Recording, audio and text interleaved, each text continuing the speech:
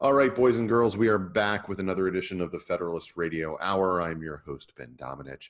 You can email us, as always, at radio@thefederalist.com. Follow us on Twitter at FDRLST. I'm happy to be joined this morning by Christine Rosen, who is a senior writer at Commentary Magazine. Christine, thanks so much for taking the time to join us today. Thanks for having me on. You have a piece that's in the upcoming edition of Commentary on never letting a crisis go to waste that had been teased on your Commentary Daily podcast by John Podhoretz, your editor and the captain of the ship over at Commentary.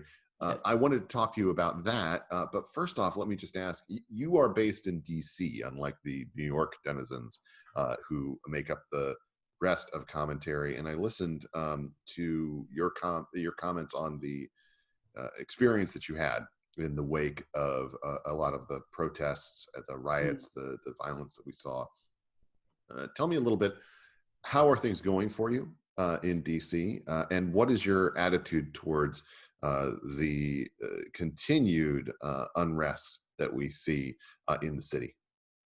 So I'm fine. I was it was one night of mayhem, and the neighbors all pulled together and made sure that the next night we were in even closer contact than we've been before. We were extremely lucky that the National Guard troops that were brought in as backup were able to secure some of the area where the protesters were mainly gathered downtown and near the White House, which freed up the police department to be more actively patrolling in neighborhoods, including mine.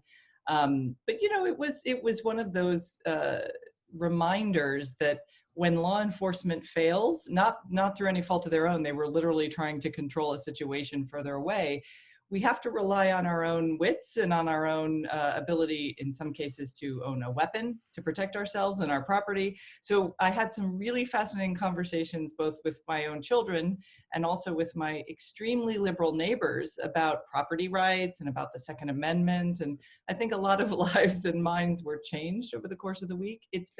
Since then, it's been generally peaceful and less destructive. A lot of the vandalism of our national monuments and memorials that happened at first has stopped, and that's been cleaned up.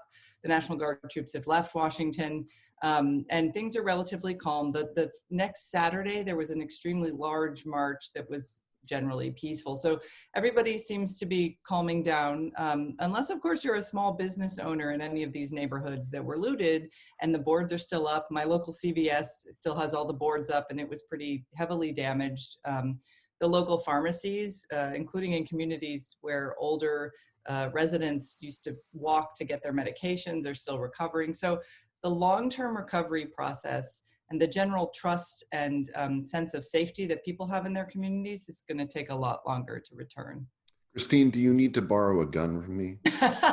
Don't think I've had several offers. It's funny, it has started me down this, I would call it a rabbit hole, because it's a kind of surreal experience, which I know many DC residents have had, of what is involved in getting a licensed firearm in the District of Columbia. And, there have been famous Supreme Court cases about this.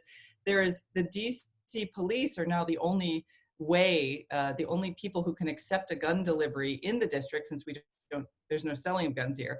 And then you have to go through this, permitting process. It costs a fair amount of money. There are cases brewing, I think, about that. But we'll see. I'll test the regulations and see where we are. Well, let me ask you a little bit about that, because the Heller decision was held up as being a great victory for Second Amendment rights. But it seems to be a situation where, while that decision obviously was pretty momentous, the police have essentially shut down any ability of DC residents to actually act on it in a timely manner, where you have to wait a ridiculous amount of time in order to get any kind of firearm. Yeah, and it was, and I would blame our city, our mayor, and her administration and previous administrations, because what they did is they designated, I think it was literally one guy who was given the power to be able to process these guns. So you could have a gun shipped to this guy, you'd pay some exorbitant fee, have to wait all this time, and then you could finally get your legal firearm.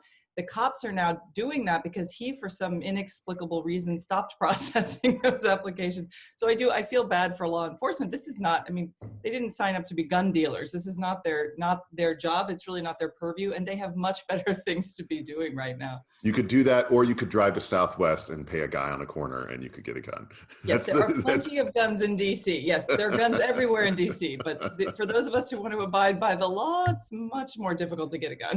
So I'm curious about your general attitude toward what you're seeing within the kind of the outer edges of these protests. Certainly we've seen protests in DC over the years that take on a particular character based on the issue at hand. I've seen the anti-war protests. I've seen the anti-globalization protests. I've seen all these other issues where lots of people have gathered together. But what I don't typically see is these protests branching out into areas that would topple the statues and monuments that make up the whole reason that a lot of people come to DC in the first place. The sight of a lot of National Guard folks standing in front of Abraham Lincoln is something new for me, at least. What are your thoughts on the out groups of these protests and how basically the monument-minded left is taking this opportunity to try to settle any grudges they have with the various statues in the region? Well, this is kind of my backyard. Every day I take a run or a walk down to the mall, and I walk up and down. I walk to the Jefferson sometimes. I'll always by the Lincoln.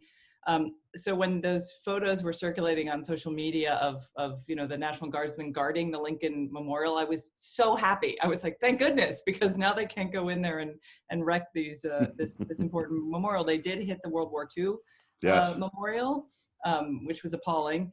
I think it's really interesting to me because there's a word, we think of the word icon or iconoclastic, and we generally think that's positive, right? Celebrities are often described as iconoclastic. But the destruction of icons and iconoclasm is generally not a positive if you think about how historically it's been used as a tool of power, as a way of undermining a culture and a history. There have been several instances in the last few years where communities have come together and said, we've decided that this Confederate statue or that other monument are no longer representative of our community's values. There's discussion. In some cases in Virginia, there have been really positive efforts to remove the statues, but place them in a museum where they're given historical context. So the history that is altered with the community's involvement, with a democratic process, and with a nod to not disappearing this thing, but making it historically within its context and helping people understand, helping future generations understand.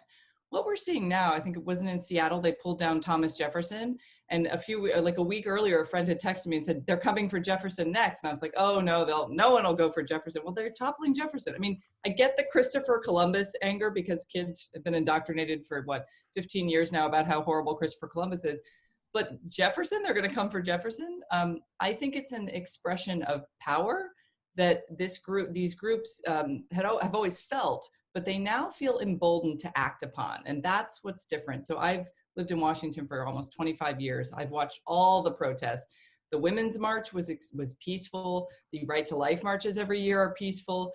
Whenever there's a sort of anti-globalization protest, there's always graffiti from those, a little destructiveness by the World Bank. But generally, we haven't seen anything like this. Mm-hmm. So I do think that there's a new justification for destructiveness and rage that is sort of, instead of trickling down, trickles up. And you do see the media, largely peaceful protests, oh, they're angry. What do you expect? They have to act out.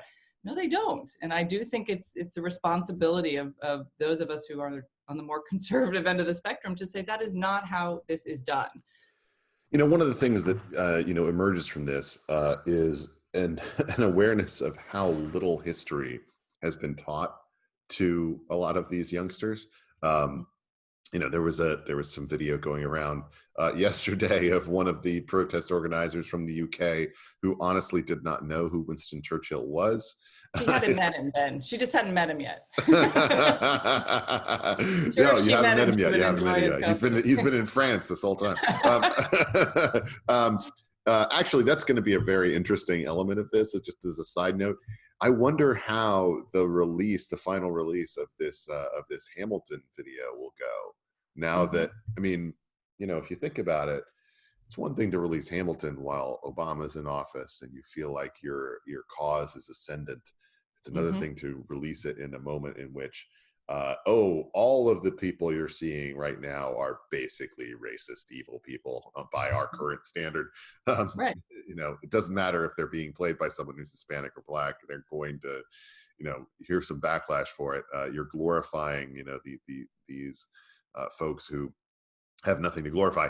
The Jefferson thing doesn't surprise me at all. And it's been a constant element of these discussions because there is no limiting principle, in my view, that you can use against historical figures when it comes to taking them down that does not also involve Jefferson's statues, just given his behavior and given what he did.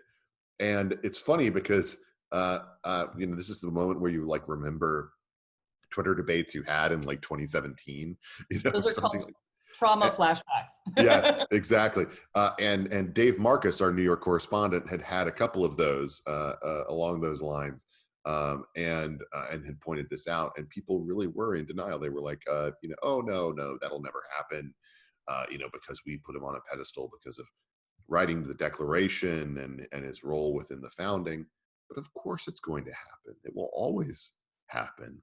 How do we respond to these ahistorical mobs in a way that tries to convince them of their wrongness, as opposed to just decrying them as, ignorant savages? So I think, my impulse is always to become enraged and say, throw Wilfred Maclay's History of the United States at them, and grab their copy of Howard Zinn and, throw it in the river. But our job, again, as conservatives is to persuade, right? And to see the complexity and the ambiguity. So I'm happy to, and I've had these discussions with especially the younger generation, children of liberal friends of mine who've grown up going, actually in this case, to largely progressive private schools where they were taught, that their country's terrible and racist and horrible. And trying to persuade them involves saying, one technique is to say, no one on the left and all the heroes on the left are flawed as well. I mean, if you want to look at human beings who do great things, you're not going to find a single one who is flawless, right? And taking, someone like Thomas Jefferson, whose complex legacy has, by the way, at Monticello, if you go there now, they have really integrated a lot of the discussion of slavery and the Sally Hemings stuff very well. It took a long time, and there's still debate about whether they did it the right way or not, but there are ways to do this, to bring this complexity and this history in. But what we're doing now with the angry folks is you see a lot of people going, okay, you're right, let's just tear it down. To persuade people, you have to show them the complexity, because if by these standards, Martin Luther King Jr. should not be admired either, right? Because he cheated on his wife and he plagiarized his thesis, okay? I happen to think those two things, I mean, the personal matter is his personal issue, and, but if you want to judge people's moral character by such, sharp distinctions, no one will survive. And we do need, again, the conservative worldview understands human nature is deeply flawed, but capable of reform, capable of redemption. So I would say this is why some of us are obsessed with the 1619 project that the New York Times has done, getting into schools, because that is such a kind of hammer-like effort to indoctrinate kids in this idea that their country's all bad, and it's factually inaccurate, and it's misleading, and it's not history, it's propaganda. So I think we as leaders or as parents need to make sure we're always pushing back on that. But to persuade, you have to teach. And to teach, you cannot teach anger and hostility. And so in this moment, our job is to kind of put out the small fires where we see them and try to think longer term about ways to teach, especially the younger generation, the positive history of their country, which we have taken for granted for too long, I think. So I want to talk to you about 1619, but before that, have you been to the Justice Department to interview anybody or anything like that? No, not recently, no. There's that little alcove, there's the little room off the office of the Attorney General. There's like a stairway, and then you go up, and there's this tiny little room, and there's a little bed in it, and there's a window. And that's where RFK had sex with Marilyn Monroe all the time. Is there a plaque? Did they put up a plaque? And I have to say, well, no, what's amazing about it is, Christine, and I don't know you, so it's a little inappropriate to tell you this, but the window is put in such a position where when you look out the window, you are looking directly at the Washington Monument. And it is the most like phallic sort of triggering, like RFK absolutely did this for a reason in this room. And it's like really disturbing. And at the same time, it's like RFK was actually pretty good. And he did a lot of good things, and we should, appreciate that. So that's hilarious. I guess one of the things that, you have come into this, and you mentioned the MLK side of this, is like, if you only accepted the FBI's vision of MLK, right, as opposed to the actual vision that most people had of him, you would view him as a heinous SOB, or something like that, instead of being someone who was one of the most significant moral leaders in the history of the country. And who was not liked at his time. Like a lot of Americans really didn't like him, because they didn't like what he was doing. So yeah.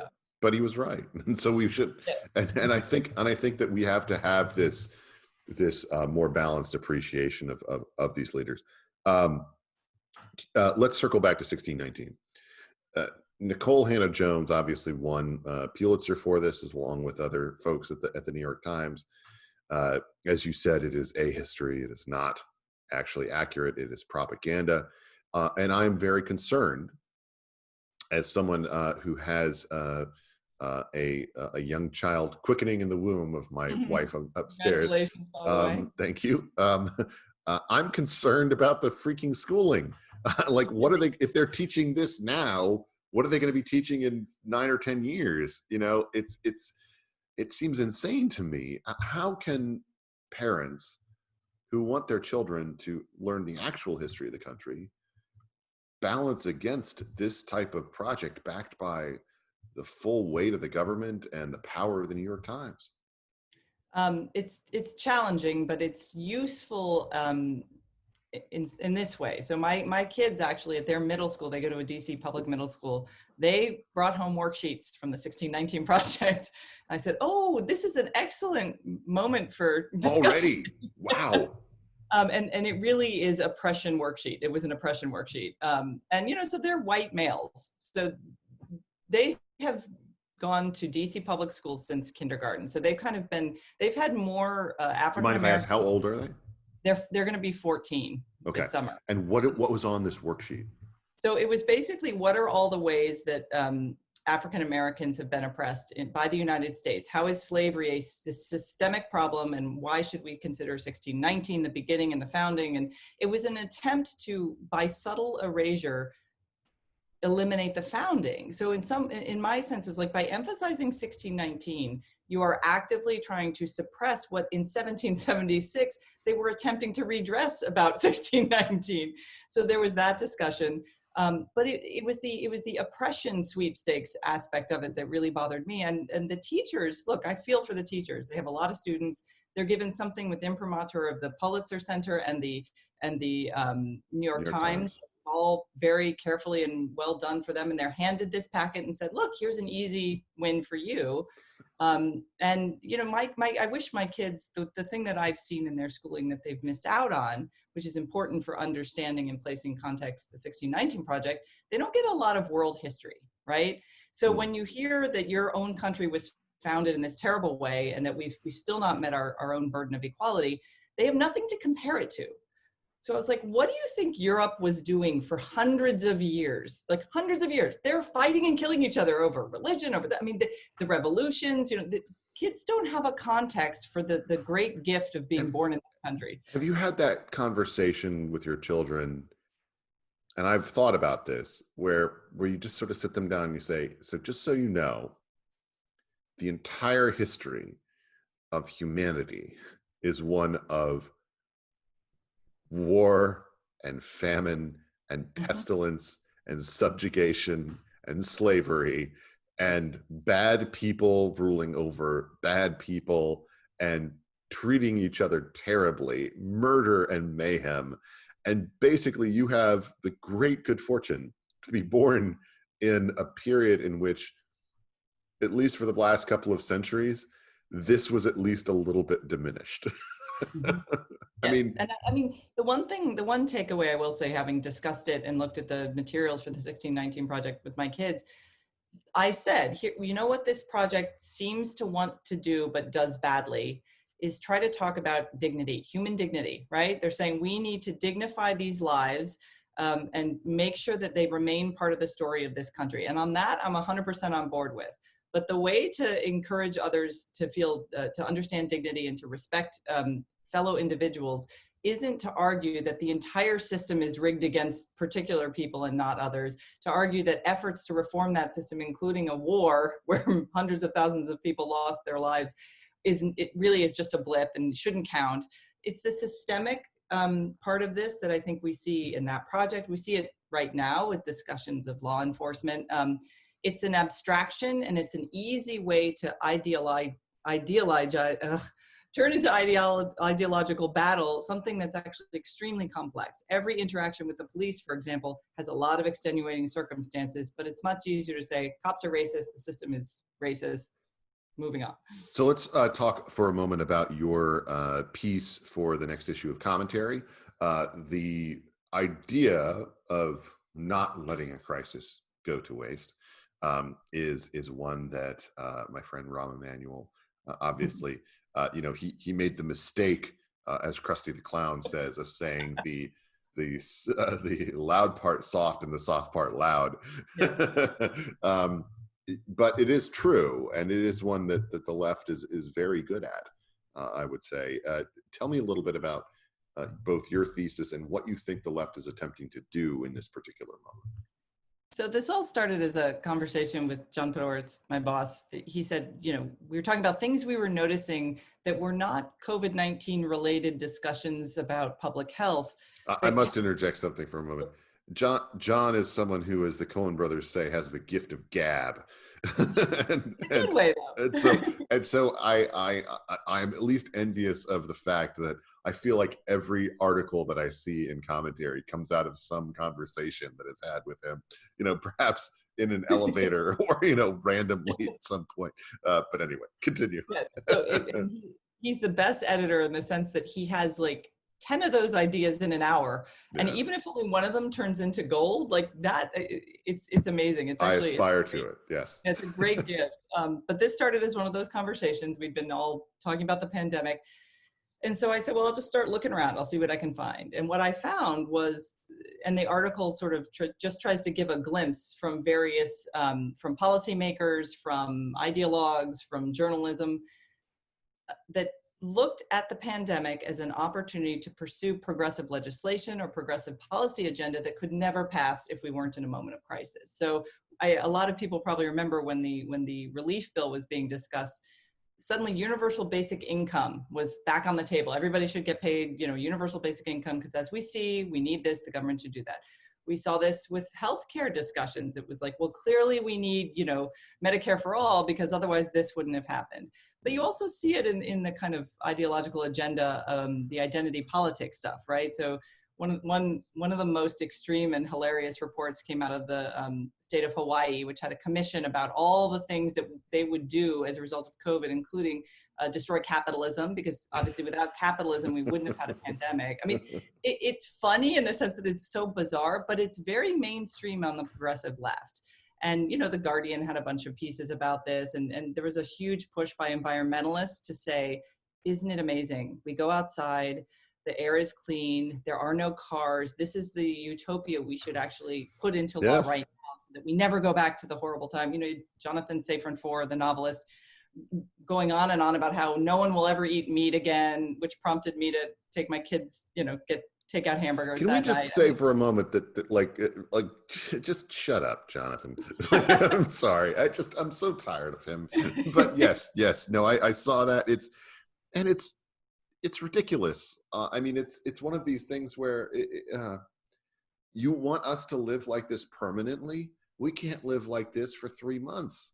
I mean, the natural human impulse, does not allow you to live this way for 3 months, and anyway, I'm sorry. Continue. I interrupted you. That's a very good point, because one of the consistent features I found among all these folks, whether they were, whether it was Ocasio-Cortez with her policymaking stuff and her praising the fact that, at the end of oil, or, a left-wing writer in Jacobin, going on and on about how we'd all be comrades now. The consistent thing was that most of these people didn't lose their jobs during this 3 months, right? They were exactly safely gathering paychecks, as many of us were very grateful and lucky to be able to do. But the vast majority of people in this country were in much more precarious situation. And the idea that their top-down, very statist solutions to this complicated issue was going to be helpful to those people was clearly not the case. And they could try, the environmentalist argument was, well, this will all trickle down and help everybody. Everybody will be better if we divert all this money that should go to helping buy PPE for our healthcare workers. Instead, more bikes, fewer cars. It was so clearly ideologically blinkered and so obvious. So a lot of the writers would say things like, now's our chance. Look at all the radical things we're already doing. This shows that we're willing to really go all the way. And my argument was no. In fact, it shows how flexible our system is and how able we are to actually respond to crisis, however bungled we were in certain aspects of that. It does not show that we are radicals. We are pragmatic people, and that is one of our great strengths. So ultimately, I think because most of these things will never be enacted, it shows we're going to do the right thing, but I think it's always important to warn against the impulse. Well, one of my concerns is that we confront this moment in which people have very little historical frame for any real comparison. And I think of that as being a situation where if you're on the right, you might talk about what's going on today in the country as being Maoist. You might use the term struggle session. You might talk about cultural revolution. You might talk about I think that the term canceling is a little bit more widespread, but just the idea of an eliminationist philosophy as animating today's left. And unfortunately, we are doing so in a time when none of those terms really connect with the American people, where basically there is a language to talk about this moment, but the lack of knowledge means that accurate language can't really be useful. How do we find a new language in order to describe this for people who haven't read Frank Cotter, who haven't, gone through and looked at what happened underneath the Maoist Chinese regimes? How do we talk about this in a way that people will understand it? Well, I think one thing is to point out, especially if they don't know the history, to point out that this has been tried before in other contexts. Here's what happened. Just sort of give them the facts, show them the images of people with the signs around their neck being publicly shamed and say, no, that wasn't an episode of Game of Thrones. That really happened. This was a real person in time and place. And then to say, you probably think that can't happen here because we have more freedoms and protections, which we do. But I think that the damaging part of the debate that's going on now, it's not even a debate, but the whether you call it cancel culture or whatnot, is the fact that we're doing it to ourselves, right? This is a social and cultural pressure that enough people feel that they will act on it now, right? And it's very easy to publicly shame because we have, technologies that make it very low cost to the individual with a really high return as a group. And I'm a Luddite about social media, but I do think a lot of this is exacerbated by the ease with which we can all be keyboard warriors. That's been true for a while, but in this case, a single tweet unearthed from 10 years ago can cost someone a job if they're on the wrong side of an issue. Rick Wilson tried to cancel Domino's yesterday. Did you see this? As I heard. That impulse is very, so we actually have more protection from the consequences of our actions when we're on the hunt for enemies than the people who used to go through the streets and round up their ideological opponents in former authoritarian regimes did. Can you appreciate for a moment that we just ended a series liked by a lot of people, but including a lot of woke white people, in which the worst thing in the world was to be a fucking kneeler. And now everyone is expected to kneel. The kneeling discussion should get more, it's very polarized, obviously, but the kneeling discussion, I think, goes right to the crux of what is disturbing on both sides of this argument, right? So you have the people who are like, the kneeling, they're doing it willingly, it shows humility. Humility is a good thing, we all need to move forward. And then and I'm on the other side of this, which is to say, I wouldn't kneel to anyone. I mean, that's just, I'm not doing that. Like there's a kind of instinctive reaction that tells you a lot about someone's, and look, a lot of the kneeling done in the context of a prayer circle where everyone's kneeling together, if they want to do that, that's great. I'm not saying you shouldn't kneel. And I do think the conservative right overreacted to Colin Kaepernick's kneeling. But the idea that that's the way to show that you're ready to understand our country's terrible past and move forward, no, I'm not on board with that. So I think, and individuals have to make their choices, but I'm an individual who can judge the other person's choice if I want to. So I think, but to go back to the mob mentality and the lack of historical understanding, it is really important for for kids in particular to see where socialism was tried or where more authoritarian governmental power was implemented, and not to buy into this extremely sexy socialism argument that, well, it wasn't really socialism or it wasn't really that. Like, well, it's never perfect, but when it's tried, it's consistently awful for the people who don't have the power. So they feel powerful now. I think a lot of the people who are on the left, progressive left, feel empowered. But as just as I think Senator Harry Reid likely feels about the filibuster decision he made some years ago, when power reverts to your enemies, suddenly all the power you had is now in their hands, and let's think through the consequences. I think the kneeling debate is adequately summed up in the first Avengers movie, and you do not want to be on Loki's side in that scene. Yes, there are always men like you. The context of this as a moment is one thing. I worry about how it seeps into our educational superstructure and how it informs people like your children who are going through these systems as presumptive racists. Yes. Let's put it that way. Yeah. It's just assumed, well, you have to be racist. If you're a white male, you are.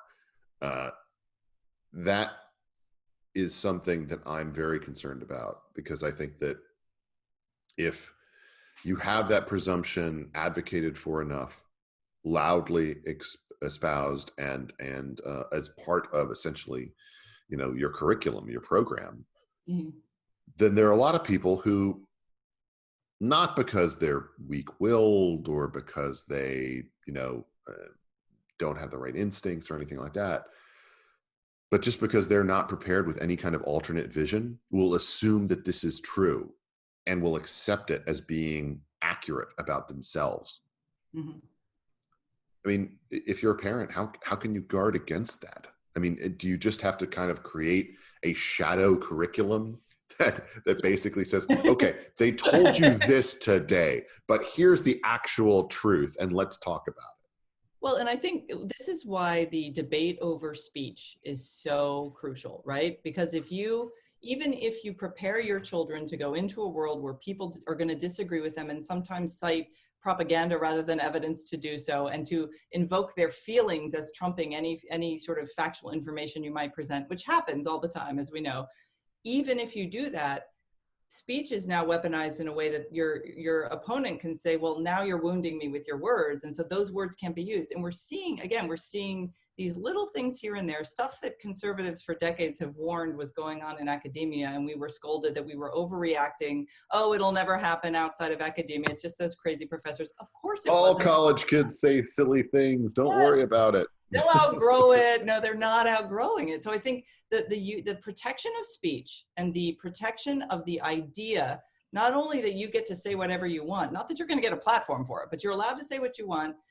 You're allowed to peacefully demonstrate against anything you disagree with, you're going to be offended, and you have a right to offend others, and others have a right to offend you. And the offensiveness aspect of it is the part that I've been emphasizing with my kids. I'm like, you don't go out there trying to pick a fight. If someone picks a fight with you and you're trying to respond, though, part of debate is being offended, just like part of being a writer is getting rejected. Part of, that part of life, that this idea that life isn't supposed to be sometimes painful and difficult, is the part that I think this younger generation hasn't gotten yet, even though they'll say we grew up in this recession, they have all the list of grievances, but protecting speech, I think, is the very front line of this, and protecting the kind of Orwellian, I know a term often overused by conservatives, but the Orwellian impulse to make a word that we know means one thing into something else.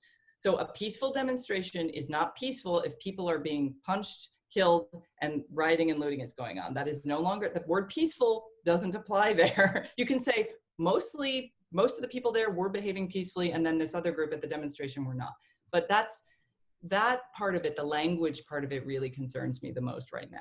I just spent the last 24 hours dealing with the NBC News verification unit. So I was Orwellian I thought maybe too soon. Yeah. I'm sure it was an honest mistake, just a simple mistake. Oh, an honest mistake, one in which she literally publicly hailed, thank you for your help and collaboration to this random collaboration was UK group that has apparently 2 employees and has never published anything about us. So it was basically, they clipped a bunch of our comments and said that those ran afoul of the high Google standard when it comes to comments, which you can witness in any YouTube thread. Wait, can I say something about Google? Because everybody forgets this. They're like, oh, they're really just trying their best. They're trying to be neutral. Oh, remember their original phrase was "don't be evil." I'm like, yes, but they never said "don't do evil," right? Like, "don't be evil" is very left coast, Silicon Valley, and they did drop that slogan. Silicon Valley, like so many other Mike Judge properties, is a documentary. I mean, it is actually reflective of, Office Space and Idiocracy and everything else. They're basically documentaries. So what you're trying to do at Commentary right now is send an alternate message to a left that has essentially ditched all the elements that allowed for a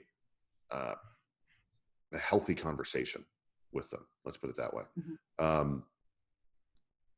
Commentary has always been one of these publications that has done yeoman's work in reaching out beyond the bounds of the right to try to have that conversation. It seems to me that that's basically impossible at the moment, and I think some people who are short-sighted would assign that to be a Trumpian thing, but I think it's more about the culture war thing. I look across the landscape of people who used to be supporters of the ACLU, the Bill Maher's of the world, Howard Stearns, mm-hmm. Some of these other folks who are frequently put in the category of being canceled or potentially being canceled by the left. Is that conversation possible? Is it something that we can regain? Because it's one thing for the gun rights issue to be monopartisan, or some of these other issues that we're talking about to be monopartisan. Speech historically has never been a monopartisan thing in American politics, and it concerns me greatly that it seems like it's becoming that. I feel like that's been happening for years now, and I feel like this particular moment is cementing it. Do you think that we can gain back some bipartisan support of free speech? I do. I'm hopeful in this sense.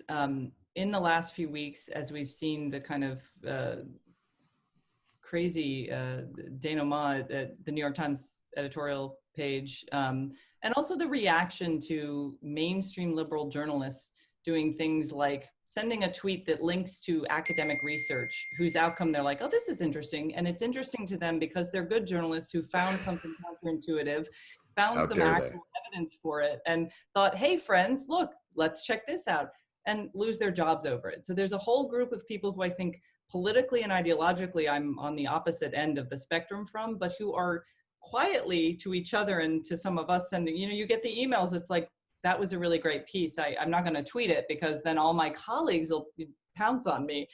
And, maybe their fear is a little overblown, and, journalists are notoriously self-important people, but they do drive conversations. And so I think the conversation that's come out of that, James Bennett being forced out was very important, more for liberals than for conservatives, because he was really admired. Whatever you think of him as a journalist, he was admired by his colleagues, a lot of them, and they're not all happy with how he went out and how it went down. That conversation strikes me as the beginning of one. I think for the Times, that was the end of it. They're just like going to pretend it didn't happen. It was like that awkward Thanksgiving where the aunt drank too much and, they're all going to pretend it didn't happen next year. But for other journalists and other outlets, they're going to be watching that. And I think it's going to take bold moves by those journalists. There's also now options, right? They can have their own, they can raise money for themselves and be independent writers. They can set up platforms with other journalists and send out newsletters through, various platforms that are growing out there. There will be alternatives, not just to the mainstream and the conservative media, but alternatives to those alternatives. That's a good thing, but that takes time. In the meantime, I think you have an entire young generation buying into this idea that it's good to fire people who don't agree with you, and that we have to all talk about white fragility and anti-racism. And these texts, like the Kendi book and the D'Angelo book, the white fragility and the anti-racism book, everyone should read them, not because they're right, but because they're so egregiously wrong that you'll understand the mindset of the people who've embraced this way of going about their business. The commonality, of course, between the Bennett situation and the Kevin Williamson situation is Taylor Lorenz.